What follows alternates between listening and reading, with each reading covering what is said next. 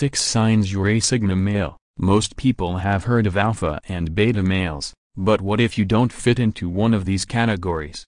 In that case, you might be a Sigma male. Sigma males like to serve themselves. They couldn't care less about what others think about them and won't spend a second seeking validation, except the validation of themselves.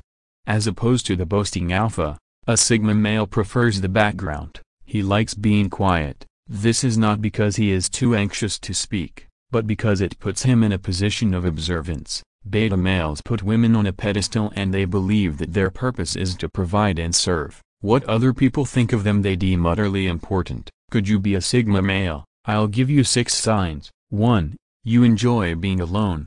You know those people that are excessively social? They go on group vacations. They have multiple parties every weekend. On Sunday they hang out with the tennis club and they love networking events.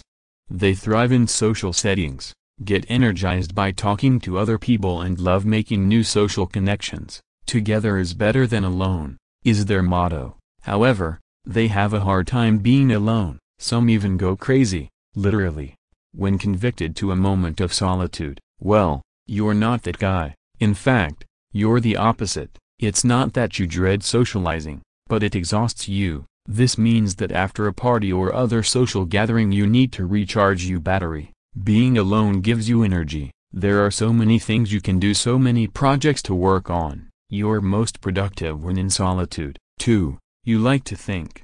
Okay, I admit, there are many different ways of thinking. When you're socializing you think as well. In this case I'm meaning thinking in an introspective way. Some people are frightened to be alone with their own thoughts. They fill in these empty space with music, chit-chat, television, YouTube, drinking alcohol and even using drugs. Most addictions derive from avoiding thoughts A, especially negative thoughts A, because these thoughts lead to negative emotions. But you embrace your thoughts and often spend time in deep introspection. You like reflect on the past, contemplate the present, and imagine future projects. Your mind is your sanctuary. 3. You think independently.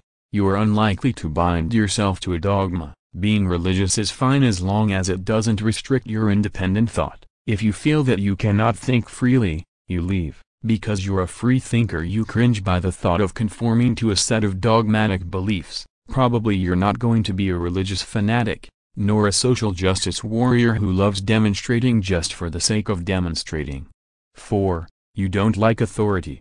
No one should tell you what to do. Perhaps you find yourself in a situation sometimes where you have to deal with an authority figure. In that case you take it, nod, and do your own thing anyway, because you love the freedom. You'd rather be an entrepreneur and decide what you do and when you do it, than working a 9-to-5 job, even if that means that you must work harder than before. The American philosopher Henry David Thoreau stated that civil disobedience is a civilian's duty, and you wholeheartedly agree with its statement. Sometimes you just need to be a rebel to prove that you're still a free man and not intimidated by Big Daddy government and all its meticulous rules and laws.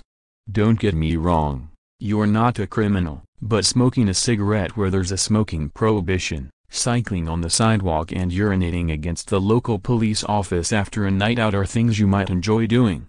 5. You rather keep silent. Why should you speak when you can keep silent and listen? This is a question you often ask yourself, especially when you observe all those people who cannot keep their mouths shut. They don't mind giving away precious information about themselves and their environment as long as they stay in the center of the attention. People like that don't listen to each other, because when the one is talking the other is already thinking about what to say next. You, on the other hand, don't, literally, scream for attention. You're perfectly fine roaming in the backgrounds. The presence among other people you see as an opportunity to listen and learn. 6. You win by not playing.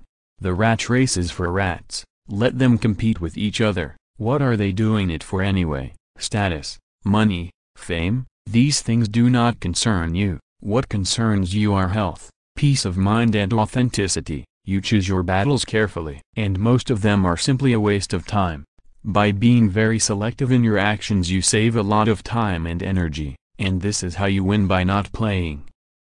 Hope you guys enjoy this video. Please like, subscribe, share and comment in this video.